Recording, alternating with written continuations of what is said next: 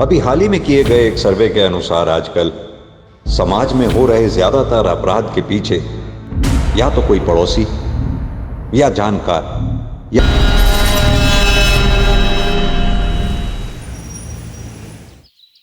संध्या। हाँ आ रही हूँ। ये लीजिए आपका टिफिन।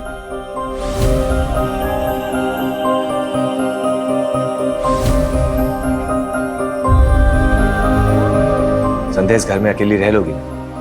ये शहर, ये जगह तुम्हारे लिए बिल्कुल नहीं है। शादी के पूरे 3 साल बाद मुझे अपना कहने को घर और संसार मिला है। आप यहाँ अकेले थे, वहाँ मायके में मैं अकेली थी। अब जाके हमारा अपना घर संसार शुरू हो रहा है। अब देखिएगा, मैं इस घर को ना बड़ी अच्छे से सजाऊंगी। फिलहाल तो ये घर किराए का है, लेकिन बहुत जल्दी अपना घर होगा। जैसा भी होगा, है तो अपना ही घर ना। अच्छा सुनो, ऑफिस के लिए लेट हो गई, चलता हूँ। अच्छा, अपना ख्याल रखना। आप भी। Bye bye.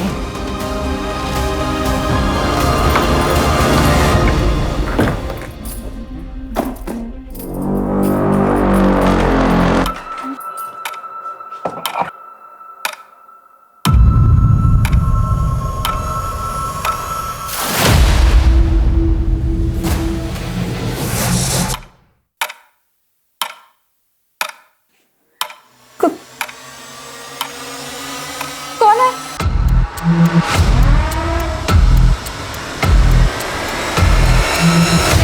कौन है?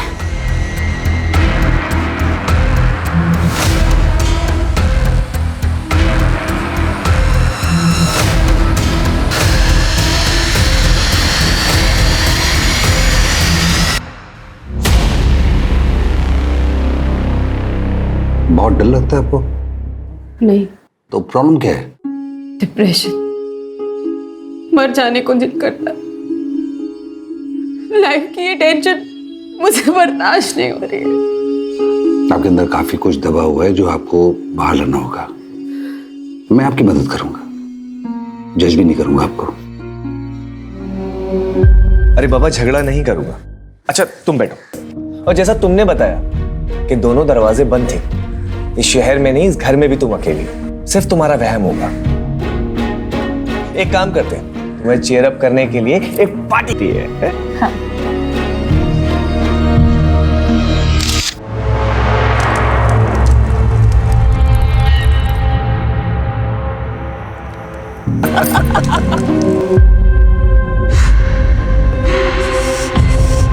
क्या हुआ? सब ठीक तो है ना? यहाँ कुछ तो है, मतलब इस घर में कुछ तो गड़बड़ है। मुझे बहुत डर लग रहा है। ये सब तुम्हारा वहम है, कुछ भी नहीं है। देखो नहीं, कुछ है यहाँ पे, कुछ तो है। अच्छा ठीक है, मैं हूं ना तुम्हारे पास। तुम सो जाओ, सो जाओ।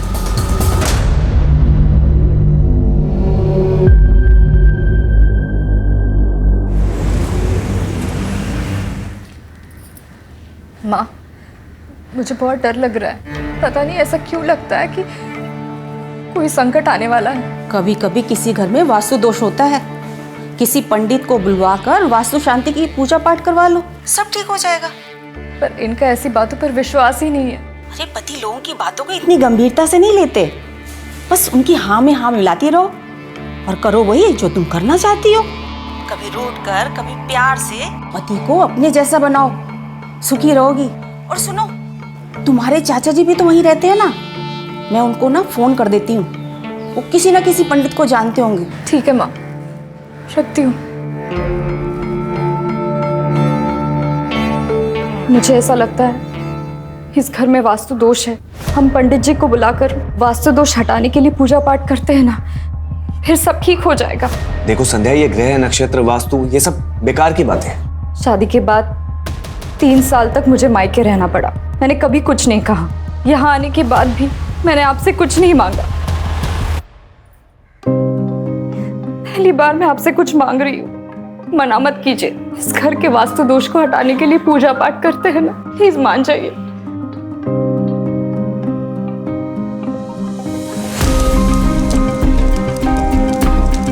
ओम भू स्वाहा तत्सवितुर्वरेण्यं सर्वार्थ साधिके शरण।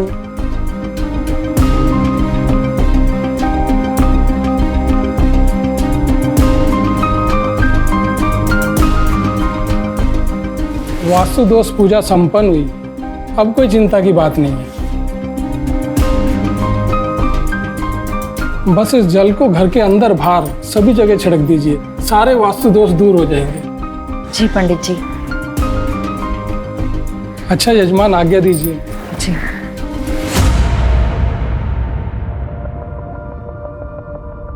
सुनिए, ये आपका टिफिन। संध्या, लेट हो रहा ऑलरेडी।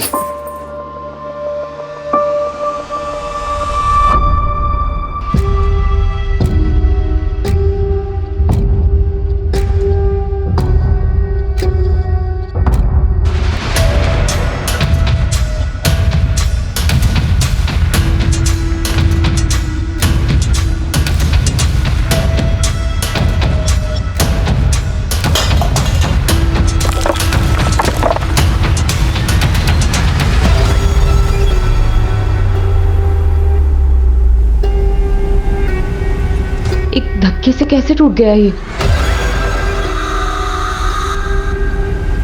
हेलो, मैं संध्या बोल रही हूँ। यहाँ कोई मिस्त्री है क्या? हाँ, वो तंदूर ठीक कराना था।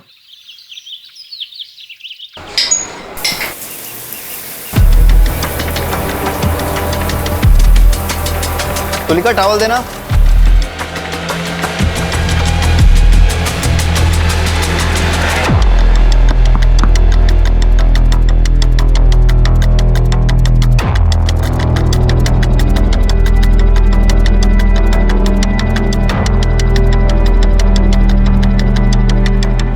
तुलिका, जब तक मैं घर वापस नहीं आता दरवाजा बिल्कुल मत खोलना।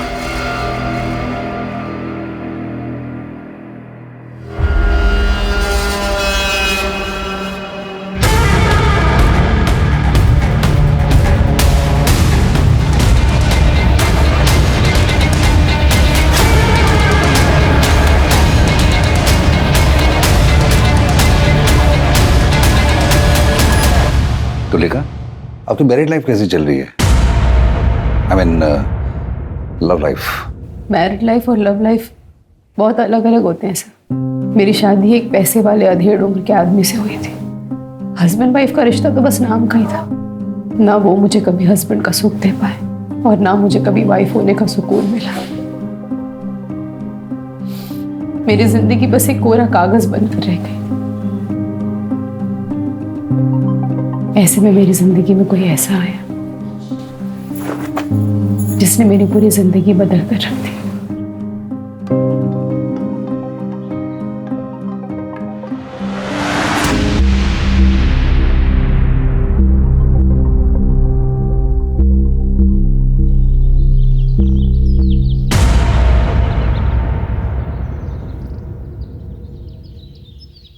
ऐसे क्या देख रहे हो?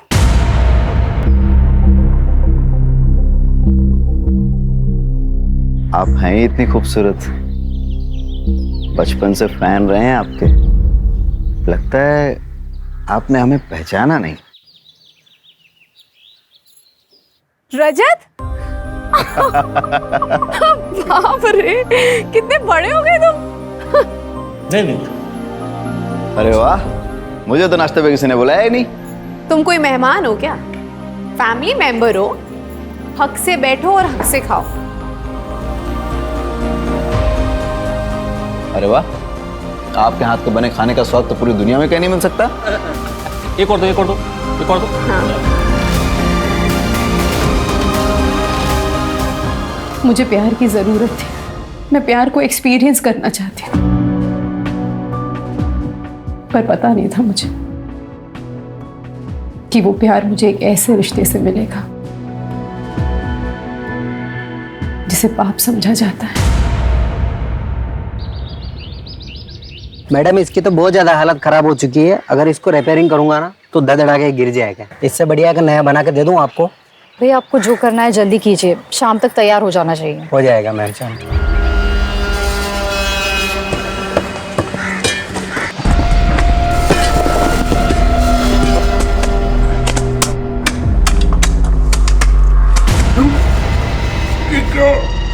मैडम को बुला ले। ये देखिए मैडम ज़्यादा डिकम्पोज हो चुकी है। कौन रहता है इस मकान में? मेरा नाम है श्याम श्रीवास्तव। ये आप ही का मकान है? नहीं सर, हम तो किराए पे रहते हैं सर। इसके मालिक तो बगड़िया जी है। मैंने उन्हें फोन किया, वो आते ही होंगे। कब से रह रहे हैं किराए पे यहाँ? सर 7 महीने हो गए। मेरी वाइफ तंदूर का काम करवा रही थी सर, दाई करवाई तो नीचे लाश निकली। इस तंदूर का इस्तेमाल करते थे आप लोग? हाँ सर, अभी कुछ दिन पहले किया था सर। वो ये फोटो भी खींची थी सर। बगड़िया जी आ गए। आप लोग जरा वहाँ इंतजार कीजिए। जी आइए बगड़ जी। आपको पता है आपके घर में बने तंदूर के नीचे लाश मिली है हमें? पता नहीं सर, मैंने तो ये घर सोलंकी से 8 महीने पहले खरीदा और भाड़े पे चढ़ाया। सारा लेन देन नरेश एजेंट और प्रॉपर्टी साइट के जरिए हुआ। नरेश ही तो संभालता है यहाँ सब। सर सोलंकी साहब अपने घर को बेचकर अपने बेटे के पास अफ्रीका शिफ्ट होना चाहते थे, तो मैंने उनके घर को बेचने की ऐड ऑनलाइन साइट पर चढ़ा दी। साथ में कुछ फोटोज़ भी डाल दिए सर। सर वो मेरा ऑफिस का जो लड़का है वो फ़ोटोज़ काफ़ी अच्छी लेता है, तो घर की पिक्चर्स काफ़ी अच्छी आई तो ग्राहक भी तुरंत मिल गया। कब की बात है ये? सर कुछ 8-9 महीने पहले की बात होगी। तब भी इस घर में तंदूर था? सर पता नहीं, शायद हो भी सकता है। वैसे सर इस दौरान हमने कंस्ट्रक्शन तो कुछ नहीं किया इस घर में। अच्छा ये बताओ, इन दोनों से पहले इस घर में कौन कौन रह के गया? सर मैं सारी डिटेल्स निकाल कर आपको बताता हूँ। लेके आओ। चलता हूँ सर। राजीव सर, इससे पहले इस मकान में जितने भी लोग रह के गए सबकी डिटेल्स पता करो। Right sir. इस कपल की बैकग्राउंड चेक करो। सर।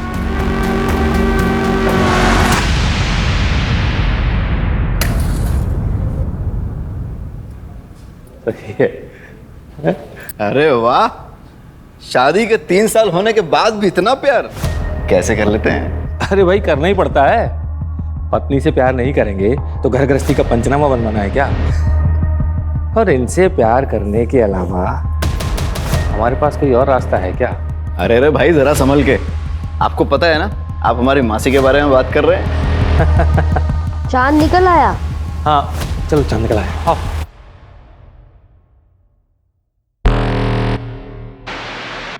हर शादी प्यार के भरोसे पर नहीं चलती। कुछ शादियां मजबूरी की वजह से चलती रहती हैं। अगर आपकी शादी में सब कुछ ठीक ठाक था तो ऐसी कौन सी मजबूरी थी जो आपको परेशान कर रही थी? मजबूरी नहीं सर, ज़रूरत। मेरे पति का पहला और आखिरी प्यार उनका बिजनेस और पैसा ही है। मेरी ज़रूरतों का तो उन्होंने कभी ख्याल ही नहीं रखा। अपनी इच्छाओं को दबाने के लिए रोज रात को ठंडे पानी से नहाना पड़ता था सर। और ऐसे ही एक रात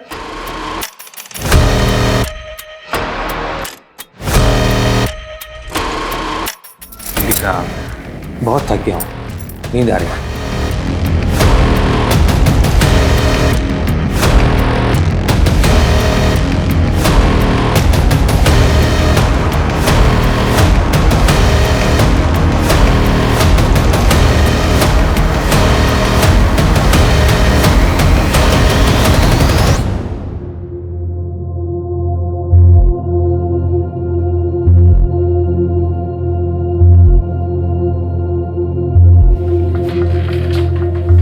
सुनिए,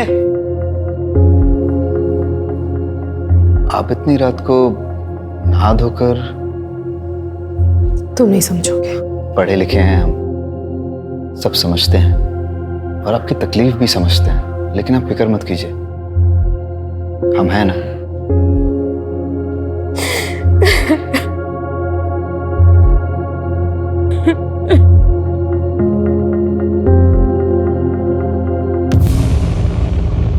सर, पोस्टमार्टम और फॉरेंसिक रिपोर्ट आ गई है।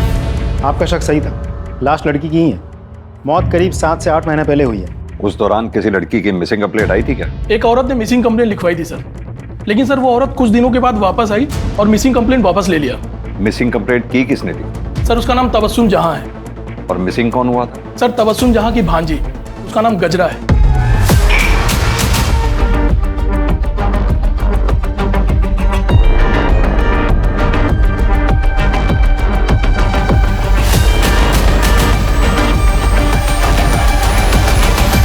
ये तबस्सुम का पता निकालो और उसे पूछताछ करो। लेकिन सर जो तबस्सुम जहां का एड्रेस है वो रेड लाइट एरिया का है सर। साहब उस घर में ना कुछ बाराती रुके हुए थे, नाच गाने की फरमाइश थी, तो मैंने अपनी एक लड़की गजरा को वहाँ भेज दिया, पर वो वापस आई ही नहीं। तो फिर मैंने पुलिस थाने जाकर रिपोर्ट लिखवा दी। फिर वो दूसरे दिन ही वापस आ गई, पूरा बाटली मार के बेवड़ी पड़ी थी। फिर जैसे ही उसको होश आया तो वो घर पे आ गई। फिर मैंने भी थाने जाके रिपोर्ट वापस ले ली। गजरा है कहाँ, बुलाइए। उसे टीबी हो गया था ना साहब, तो नाच गाना छोड़ के वो अपने गांव चली गई। उसका फ़ोन नंबर दीजिए। नंबर था साहब, लेकिन मोबाइल मैंने दिया था ना उसको, तो जाते समय वो मोबाइल दे के गई। ठीक है, तो पुराना वाला नंबर दे दीजिए। साहब वो तो मैंने बेच दिया मोबाइल। घर का पता तो होगा, वो दे दीजिए। मेरे पास नहीं है साहब।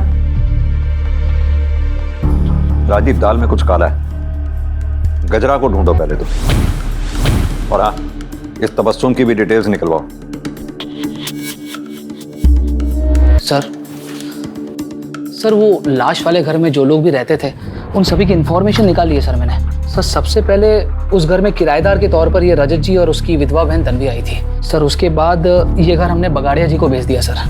और सर कुछ समय के लिए हमने पवन कौल साहब को भी ये घर किराए पे दिया था सर। उसके बाद हाँ, ये जोशी जी के बेटे की शादी थी सर, तो उसके काफ़ी सारे दोस्त आए थे यहाँ पर।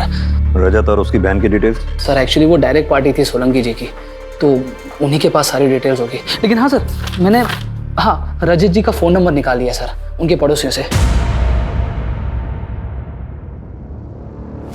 सर मेरे बेटे के 2-3 दोस्त रुके थे उस घर में। एक तो अमेरिका में उसके साथ ही काम करता है, और दूसरा जर्मनी में है, और तीसरा शायद मुंबई में कहीं काम करता है। क्या आपको मालूम है उस दौरान आपके बेटे के दोस्तों ने रात में रेड लाइट एरिया से किसी नाचने वाली को घर बुलाया? उन्होंने तो नहीं बताया था, लेकिन हमें पता चला था सर कि वो लड़की की जो मौसी है ना, उसने जब पुलिस कंप्लेंट की तब बहुत डांटा था मैंने उसे। बाद में उन लोगों ने माफ़ी भी मांग ली थी और लड़की भी मिल गई थी। केस रफा दफा हो गया था और हमने भी बात को दबा दिया था। उन सभी बच्चों की डिटेल्स इन्हें लिखवा दीजिए। जी अजय। क्या लगता है सर, ये केस हम सॉल्व कैसे करेंगे? लाश की शिनाख्त भी तो नहीं हो पा रही है। वही तो राजदीप, केस उलझता ही जा रहा है। ना तो हमारे हाथ में कोई ठोस सबूत है, ना ही कोई ठोस सुराग। एक काम करो, ये पवन कौल को पूछताछ के लिए बुलाओ। इनफैक्ट पवन कौल ही क्यों, इस घर से जुड़े सभी लोगों से अच्छे से पूछताछ करो। आई एम श्योर कच्चा ही सही पर एक धागा हमारे हाथ जरूर लगेगा। फिर लाश की शिनाख्त भी होगी और कातिल भी पकड़ा जाएगा।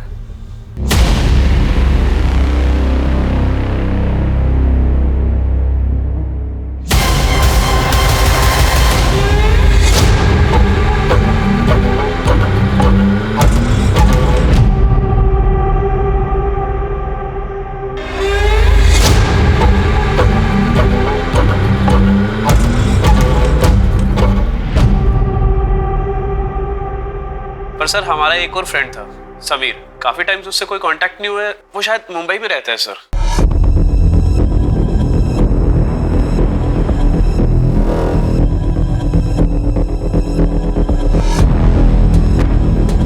कौन से कॉलेज में पढ़े हो आप लोग? Sir city college sir. City college से समीर का एड्रेस लो और समीर की सारी डिटेल्स निकालो। Right sir. फंक्शन के दौरान जिस घर में तुम्हारे दोस्त रुके थे, उस घर में बने तंदूर के बारे में कुछ जानते हो? नहीं सर, हम तो ऑल द टाइम हॉल में ही थे, वहां जाने की कोई नीड ही नहीं पड़ी सर हमें। जरूरत पड़ी तो फिर बात करेंगे तुम्हारे साथ। सर शाम के बारे में सारी इन्फॉर्मेशन निकाल ली। 3 साल पहले शाम की शादी संध्या से हो तो गई थी, लेकिन इंटरेस्टिंग बात यह है कि साथ ही उसके ऑफिस कोलीग प्रीति के साथ उसका अफेयर भी चल रहा था। सर एक बात और, प्रीति ने भी 7 महीने पहले ही अपने ऑफिस से रेजिग्नेशन दिया था, और उसके बाद से अब तक ना किसी ने प्रीति को देखा है और ना ही प्रीति के साथ किसी की बातचीत हुई है। राजीव, ये प्रीति की डिटेल्स निकालो। अब समझ में आया श्याम शादी के बाद 3 सालों तक अपनी वाइफ को मायके से वापस क्यों नहीं लेके आया। इस श्याम को भी लेके आओ। सर ये बात सच है कि सर प्रीति से मेरा अफेयर चल रहा था, लेकिन बड़े ही रिस्पेक्ट और रिगार्ड के साथ हम दोनों अलग हो गए। अब प्रीति कहाँ है? सर मुझे नहीं पता सर। सर उसका फोन भी बंद आ रहा है सर। उसने अपना सोशल मीडिया से अकाउंट भी डिलीट कर दिया। सर तेरे घर में तंदूर के नीचे जो लाश मिली है वो कहीं प्रीति की तो नहीं है? सर नहीं, ऐसा नहीं हो सकता सर। मैं प्रीति से बहुत प्यार करता हूँ सर, मैं उसे क्यों मारूंगा? ऐसा भी तो हो सकता है कि प्रीति को तेरे शादी के बारे में पता चल गया था और तुझे इस बात का डर था सबके सामने हुआ कि पोल ना खोल दे, इसकी वजह से तूने उसको मार दिया ना? सर मैं सच कह रहा हूँ सर। मैंने कुछ नहीं किया सर। इसके फोन से प्रीति की फोटोग्राफ्स लो, उसका नंबर लो और उसे कांटेक्ट करो। फोन दे। सर, नंबर तो डज नॉट एग्जिस्ट बता रहा है। प्रीति का फोन बंद होने से पहले कहां पे एक्टिव था, उसकी लास्ट लोकेशन पता करो, उसके कॉल डिटेल रिकॉर्ड्स भी निकालो, प्रीति के ऑफिस के रिकॉर्ड से उसका परमानेंट एड्रेस भी पता करो। सर फोन कॉल आया है। बुलाओ उन्हें। जी सर।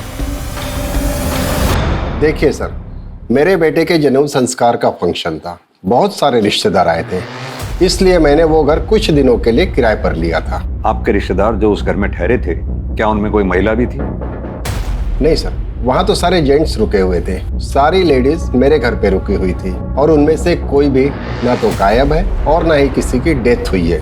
उस घर में आपने अपने रिश्तेदारों के लिए क्या किसी तंदूर का इस्तेमाल किया था? सर, सारा खाना तो मेरे घर पे बन रहा था और एक धार्मिक कार्यक्रम था, इसलिए भोग तो अपने घर की रसोई में ही बनता है ना, फिर मैं वहाँ तंदूर क्यों लगवाऊंगा।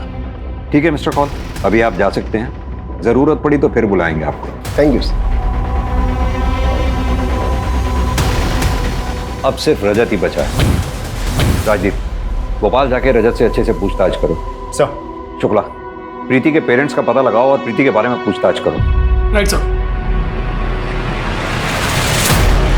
धीरे धीरे मेरे और रजत के बीच की नजदीकियां बढ़ने लगी और फिर एक दिन क्या करो तुम लोग? क्या करो तुम लोग? हैं? मेरे घर में तू मेरे पति को बहुत गुस्सा आया, उन्होंने मुझे बहुत मारा पीटा, बहुत। आप इतना सब कुछ सह क्यों रही हैं? आप पढ़ी लिखी हैं, अपनी नई जिंदगी दोबारा शुरू कर सकती हैं। मेरे साथ अपने दिल के हाथों मजबूर होकर मैंने एक फैसला लिया और उस एक फैसले ने मेरी पूरी जिंदगी बदल दी। प्रीति ने तो हम सबसे ही रिश्ता तोड़ दिया है। हम नहीं चाहते थे कि वो अकेले इंदौर जाए, नौकरी करे, पर उसके तो शुरू से ही बड़े बड़े सपने थे। बस उन्हीं को पूरा करने के लिए घर छोड़कर चली गई। जब से गई है, ना कोई कॉल ना कोई मैसेज। देखिए, हमें एक लाश मिली, बॉडी की शिनाख्त के लिए हमें आप दोनों लोगों के डीएनए सैंपल की जरूरत है।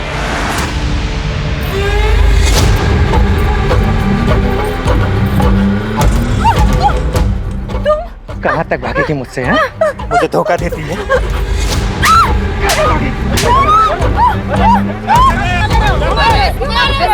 पागल है भाई साहब, पता नहीं कब से मेरा पीछा कर रहा है। तो कहीं से भी खोद के जिंदा गाड़ दूंगा तुझे। तुम नरेश के यहाँ काम करते हो? जी सर। तुम्ही ने वो वेबसाइट पे फोटोज अपलोड किए थे? जी सर। तो जब तुमने वो फोटोग्राफ्स लिए थे तो वहाँ तंदूर था क्या? हाँ सर था, लेकिन मुझे अंदर बाहर के फोटो लेने को कहा था तो मैंने निकाले और अपलोड कर दिए। लेकिन तुमने जो फोटोग्राफ अपलोड किए उसमें तो तंदूर हमें दिखा नहीं। सर, साइट फोटो अपलोड करने की लिमिट होती है तो इसलिए मैंने ज्यादा नहीं निकाले। ठीक है, तुम जा सकते हो, जरूरत पड़ेगी तो फिर बुलाएंगे। सर उस घर में रहने वाले पुराने टेनेंट रजत का पता चल गया। कहाँ का रहने वाला? भोपाल का सर। राजदीप सर, पता करो। Right sir.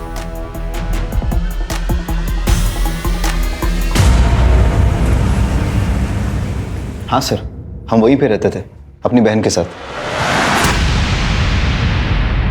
आपका नाम? तन्वी। और वहाँ का तंदूर भी कभी कभी इस्तेमाल करते थे। लेकिन आप ये सब क्यों पूछ रहे हैं? क्योंकि आपके पुराने घर के तंदूर के नीचे से हमें ये लाश मिली है। क्या सर? लेकिन हम जब रहते थे तब ये तंदूर का शेप ऐसा नहीं था। क्या ये वही तंदूर नहीं है? Are you sure? 100% सर।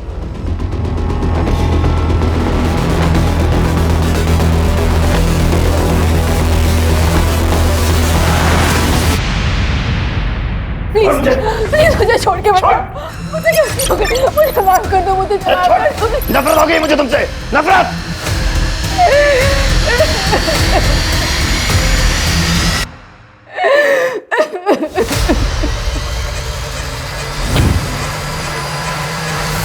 रजत ने राजदीप को बताया कि उसने पिक में जिस तंदूर की फोटोग्राफ देखी वो वैसी नहीं है जैसी उसने उस घर में देखी थी।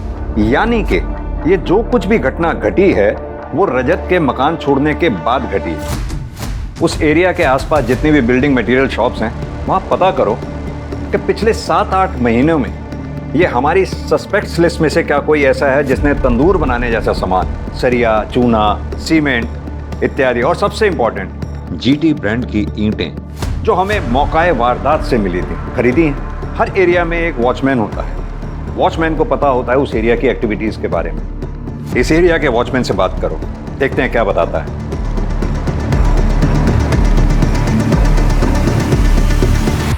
अरे भाई साहब, बोलिए। मैं इस एरिया में एक घर लेने की सोच रहा हूँ, तो थोड़ी सी जानकारी चाहिए थी। सर जानकारी बिना दक्षिणा के दूंगा तो जानकारी का अपमान हो जाएगा। बात तो आप सही कह रहे हैं। तो ऐसा करते हैं, अब बात करें? हाँ हाँ साहब, अब तो बात हो सकती है। मैंने इस एरिया में एक घर देख रखा है, लेकिन सुना है कि उसके पड़ोस वाले घर में कुछ भूत का चक्कर है। अरे सर, आप बात तो सही कह रहे हैं, लेकिन भूत कुछ नहीं होते। लेकिन हाँ, उस घर में ना खेल बहुत होते थे। वो एजेंट नरेश है ना, उसी के हाथ में था भाड़े से ये घर। जब कोई भाड़े वाला रहने को नहीं आता है तो नरेश क्या करता है कि कुछ लड़कियों को लेके उधर आता है। अच्छा एक बात बताओ, नरेश ने उस घर के गार्डन में कभी कंस्ट्रक्शन का कोई काम करवाया था? वो एक नंबर का कंजूस है, एक दमड़ी नहीं खर्च करता है। लेकिन हाँ, जब लड़की की बात आती है ना तो उसकी जेब से धड़ाधड़ नोट निकलते हैं। अच्छा। हाँ। मैंने क्या किया सर? मैंने कुछ नहीं किया सर। मैं सब बताता हूँ सर, मैं सब बताता हूँ सर, सब बताता हूँ सर। राजदीप,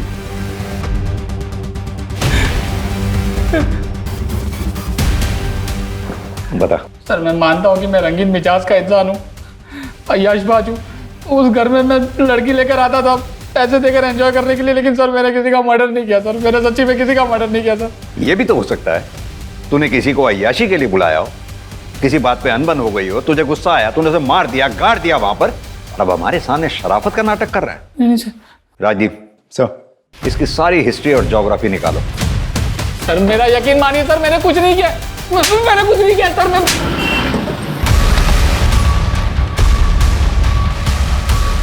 सर यही है GT2 का सप्लायर। हाँ सर, क्या चाहिए आपको? पिछले 8-9 महीनों में आपकी दुकान से किस किस ने कंस्ट्रक्शन मटेरियल खरीदा है, जैसे कि इस तरह की ईंटें? सर हमारे पास हर खरीद का रिकॉर्ड रहता है। मैं जितने जल्दी हो सके आपको सब डिटेल पहुंचा दूंगा। ठीक, thank you. Sir forensic report आ गई है सर। सर डेड बॉडी की उंगलियों में कुछ बाल फंसे हुए थे सर, लेकिन उन बालों का DNA डेड बॉडी के साथ मैच नहीं कर रहा सर।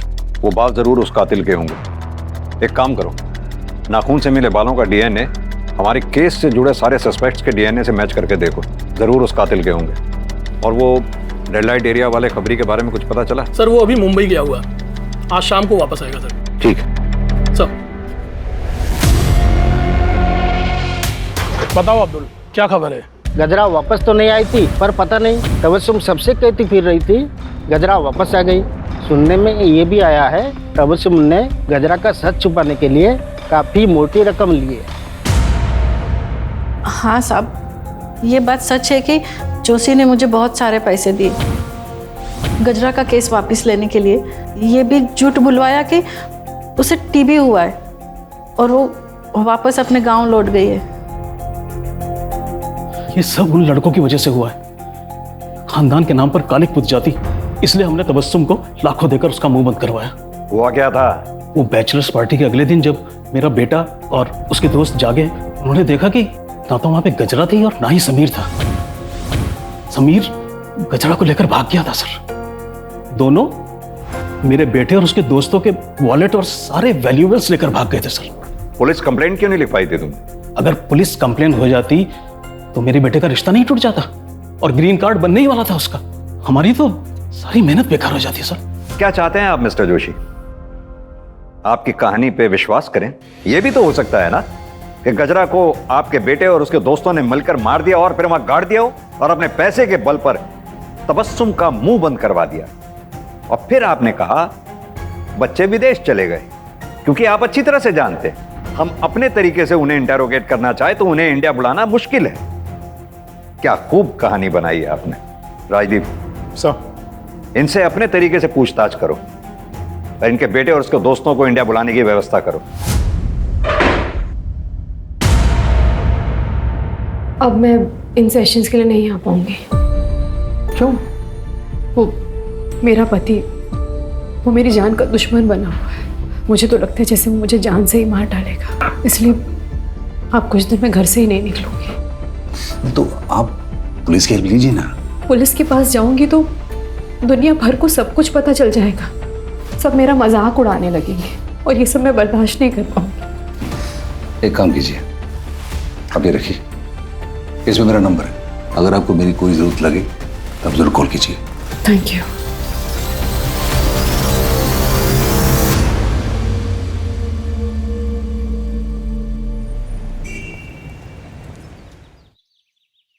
सर, समीर के आधार कार्ड नंबर से हमने मोबाइल ऑपरेटर से पूछताछ की है। एक नंबर मिल गया है जो समीर के आधार कार्ड पर रजिस्टर्ड था, लेकिन वो नंबर लखनऊ का है। हम लखनऊ पुलिस से कोऑर्डिनेट कर रहे हैं, बहुत जल्द वो हमारी गिरफ्त में होगा। Good work Rajdeep. Thank you sir. Sir Preeti के पेरेंट्स की डीएनए रिपोर्ट आ गई है सर। प्रीति के पेरेंट्स का डीएनए लाश के डीएनए से मैच नहीं हो रहा है। इसका मतलब ये लाश प्रीति की नहीं है। सर, इसका मतलब तो ये भी होता है कि श्याम कल्प्रिट है ही नहीं।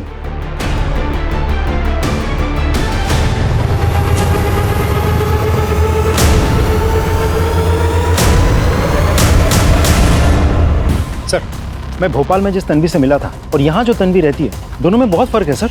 इसका डीएनए सैंपल लो और लाश के नाखून से जो हमें बाल मिले थे उसके डीएनए से मैच करके देखो।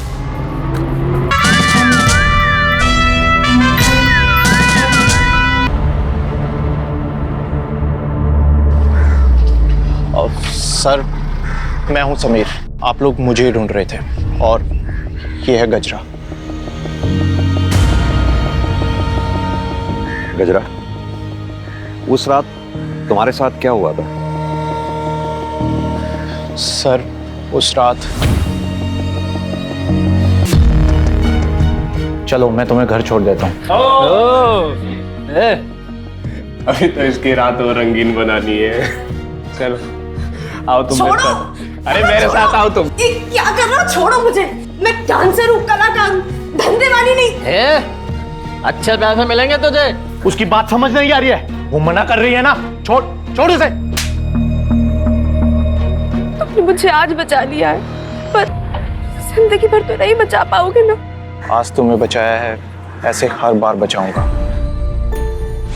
मैंने सभी से रिश्ते नाते तोड़ दिए और हमने एक नई जिंदगी की शुरुआत की। हम ये कैसे मान लें कि यही गजरा है? कोई आईडी वगैरह है आपकी?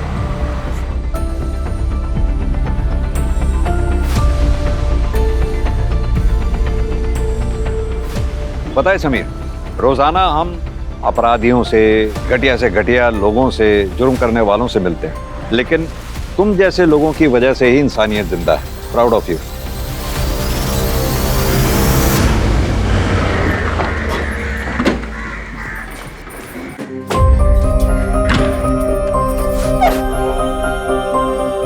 संध्या जी, आपके घर में जो लाश मिली थी वो प्रीति की नहीं है, और उस लाश के साथ आपके पति का कोई कनेक्शन नहीं है। आपके पति निर्दोष है। भगवान ने मेरी सुन ली। मैं पूरे 11 नारियल की पूजा करूंगी। अब हम इस घर में नहीं रहेंगे, कहीं और जाकर रहेंगे। अच्छा हुआ कि इस मनहूस घर को छोड़ के जा रही हो। अरे श्रापित है ये घर, जो यहाँ रहने आता है सब पागल हो जाता है। चलो, देरी हो रही है।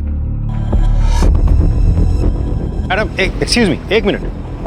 जी, आपने वहाँ ऐसा क्यों कहा कि इस घर में जो भी रहता है पगला जाता है? वो रजत था ना, पुराना टेनेंट, उसकी बहन तन्वी, उसका भी यही हाल हुआ था। एक दिन मार्केट में मैंने बड़बड़ाते देखा था उसको।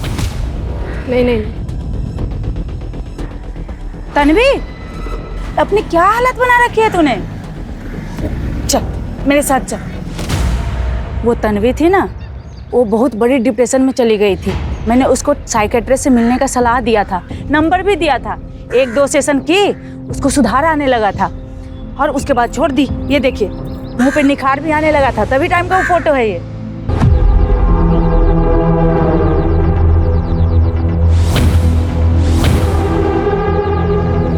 सर, मैं भोपाल में जिस तन्वी से मिला था और यहाँ जो तन्वी रहती है, दोनों में बहुत फर्क है सर। मैं आपको पिक दिखाता हूँ। ये देखिए सर, ये है असली तन्वी।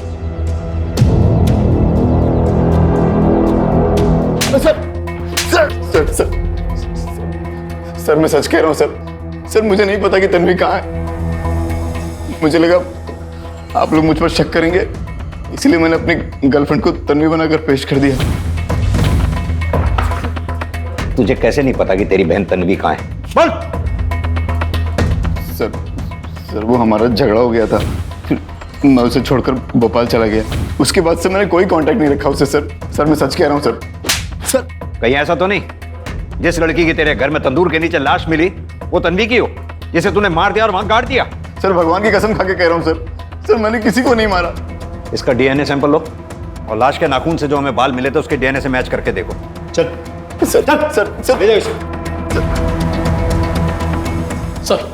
सर साइकेट्रिस्ट विनीता है जो तन्वी का इलाज कर रहे थे। सर तन्वी का असली नाम तुलिका है और वो रजत की बहन नहीं, मौसी थी।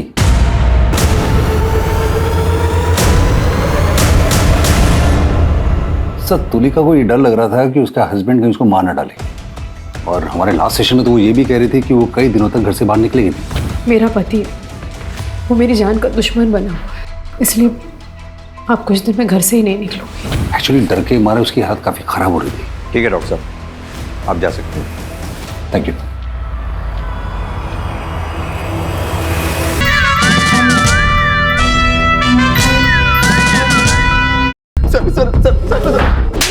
सर बताता हूँ सर मैं बताता हूँ सर मैं बताता हूँ सर बता।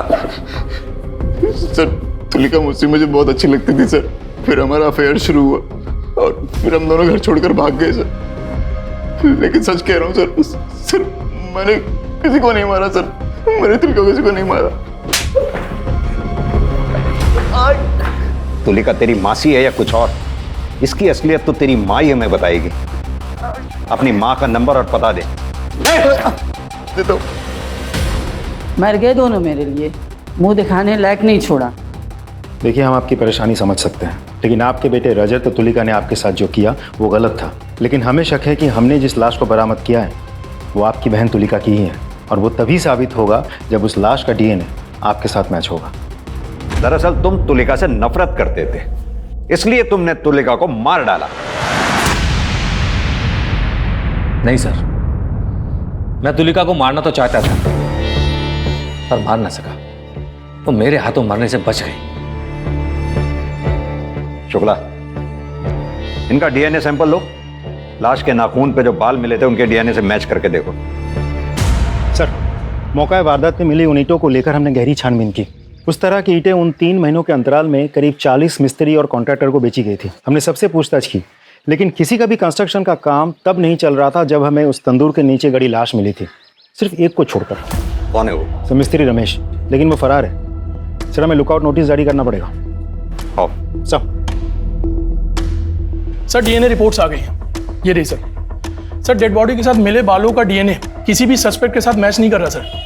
लेकिन सर रजत की मां का डीएनए डेड बॉडी के साथ मैच हो गया। यानी कि लाश तुलिका की ही है। सर हमें पता चल गया, दीवार में कहीं छुपा बैठा है। ले आओ उसे। सर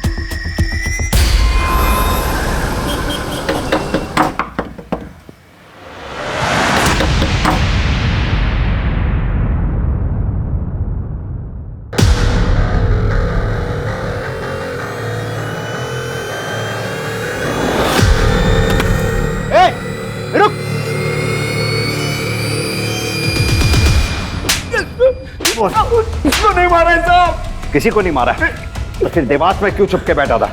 बोल। जब से तंदूर के नीचे से लाश मिलने की खबर आई मैं घबरा गया था साहब। लेकिन क्यों घबरा गया था? साहब क्योंकि 4 लाश दफन थी साहब, मैंने उसी पे तंदूर बना दिया था, लेकिन मैंने मारा नहीं है साहब। तूने नहीं मारा तो फिर किसने मारा? वो साहब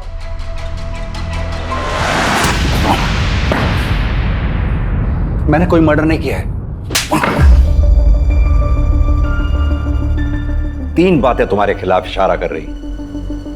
पहला, हमारे पास तुम्हारे मोबाइल लोकेशन रिपोर्ट जो साबित करती है इस बात को कि तुलिका के मर्डर के समय तुम वहीं थे।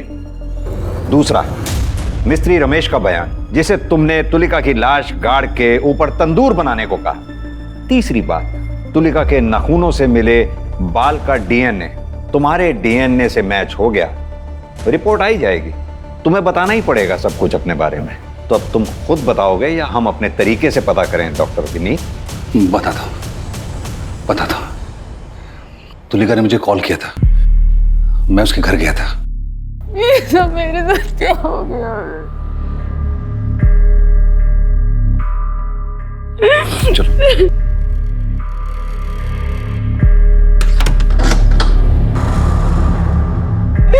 सबने मुझे धोखा दिया, सब मुझे चुप कर चले, मैं बिल्कुल अकेली हो गई हूँ। तुम ऐसा क्यों कह रही हो कि तुम अकेली रह गई? मैं हूं ना तुम्हारे साथ, तुम्हारा ख्याल रखूंगा, तुम्हारा ध्यान रखूंगा, तुम्हारे साथ रहूंगा। तुम चिंता मत करो। कि कैसी बातें कर रहे हैं आप डॉक्टर है मेरे। तुलिका, मैं तुम्हारा डॉक्टर हूं, तुम्हारे सारे राज जानता हूं और मैं ये भी जानता हूं कि तुम्हारे अंदर कितनी आग है। मैं जानता हूं कि तुम्हारे अंदर बहुत आग है। क्या और कर रहे हैं तुम्हारे इसी आग ने मेरे अंदर की आग को जला दिया है। क्या बकवास कर रहे हैं? अरे सुनो सुनो, वैसे भी देखो तुम्हारे सुनो सुनो सुनो, तुम अपने भतीजे के साथ तो सोई हो ना, एक बार तुम मेरे साथ भी मान जाओ ना। और निकलिए यहाँ से। अरे तुलिका, तुम समझ नहीं पा रही हो, मैं चाहता हूँ कि तुम हम मिलके एंजॉय करें। मैं आपसे कह रही हूँ आप निकल जाइए वरना मैं शोर मचाऊंगी। अरे सोच के तो देखो, तुम्हें मैं अपना के एंजॉय करना चाहता हूँ, समझ के तो देख। दूर बनवा दिया। एक मरीज का अपने डॉक्टर के ऊपर भगवान से भी ज्यादा भरोसा होता है। तुमने मरीज का भरोसा ही नहीं तोड़ा, उस बेचारी तुलिका की इज्जत भी लूटने की कोशिश की, और यही नहीं, उसे जान से भी मारा। पूरी कोशिश करूंगा कि कम से कम तुम्हें फांसी की सजा जरूर मिले।